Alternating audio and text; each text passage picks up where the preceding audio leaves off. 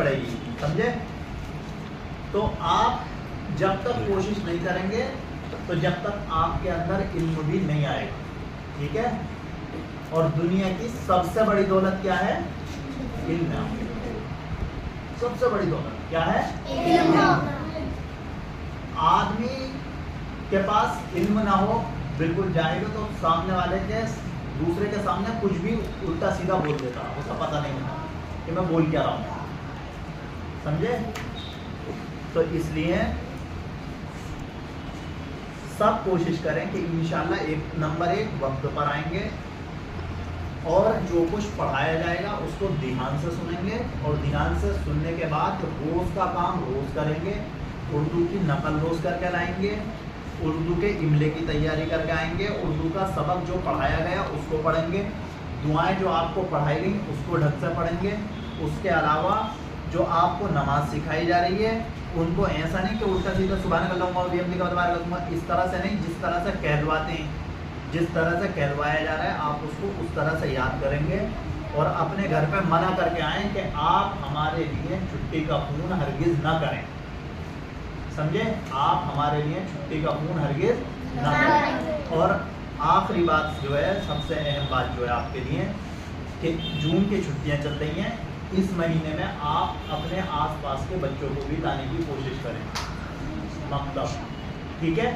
کیونکہ آپ جب اپنے آس پاس کے بچوں کو لائیں گے تو اس سے بھی آپ کو بھی فائدہ ہوگا. آپ کو کیا فائدہ ہوگا کہ وہ اگر سیکھے گا تو ثواب آپ کو بھی ملتا رہے گا, اور ایک ہی بار نہیں بلکہ جب تک وہ اس چیز کو سیکھ کر کے پڑھتا رہے گا تو آپ کو بھی ثواب ملتا رہے گا, ٹھیک ہے. تو اور چھٹی جو بھی بچے کر رہے ہیں ان کو بھی یہ بات کہیں, بولے بھائی چھٹی نہ کیا کریں, ٹھیک ہے. آ رہی ہے سمجھ میں؟ کل سے شور تو نہیں ہوگا کلاس میں, بالکل آرام سے بیٹھیں گے, لائن سے جس طرح سے ترتیب سے جہاں بیٹھا دیا وہاں بیٹھیں گے. سبق اپنا گھر پہ کم از کم 10 بار پڑھ کے آیا کریں, 10 بار, کتاب کا بھی اور قرآن کا بھی اور قاعدے کا بھی. جب آپ محنت نہیں کریں گے تو ہم کتنے ہی کراتے رہیں, بغیر محنت کے آپ کو کوئی بھی پھل نہیں ملے گا. محنت سے ہی پھل ملتا. جیسے کہ کسان اگر اپنی زمین کو یوں ہی چھوڑ دے, فصل کی دیکھ بھال نہ کرے تو کیا ہوگا, فصل برباد ہو جائے گی. اسی طرح سے اگر آپ اپنی کتابوں کو نہیں پڑھیں گے, اس کی دیکھ بھال نہیں رکھیں گے, تو آپ کے اندر سے بھی جو چیز آپ کو یاد ہوئی ہے وہ نکلتی ہوئی چلی جائے گی, پھر آپ بھول جائیں گے. اس کے بعد میں آپ کو کچھ پتہ نہیں ہے, سمجھے. جو بھی چیز آپ پڑھ رہے ہیں, کھانے کی سنتیں, پانی کی سنتیں, آپ ان کو کرتے ہوئے چلے جائیں, سمجھے. نمبر 1 جیسا آپ نے پڑھ لیا, سب سے پہلے ہاتھ دھونا. نمبر 1 دسترخوان بچھانا, تو سب سے پہلے دسترخوان بچھا کر کے آ جایا کریں. بولے دسترخوان ضرور بچھے گا, سمجھے. ایسا نہیں کہ آپ یوں ہی کھانے بیٹھ گئے بغیر دسترخوان کے. تو ساری چیزیں یاد رکھ کے اس کو جب عملی طور پر کریں گے تو جبھی آپ کو فائدہ ہوتا ہوا چلا جائے گا, ٹھیک ہے.